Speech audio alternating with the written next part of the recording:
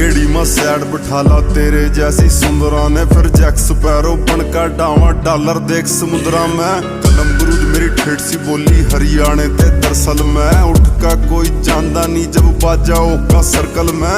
1 lakh dollar की गाड़ी तेरे यार के नीचे है, आगे बढ़ने वाले ते सारी दुनिया सदायो खींचा है।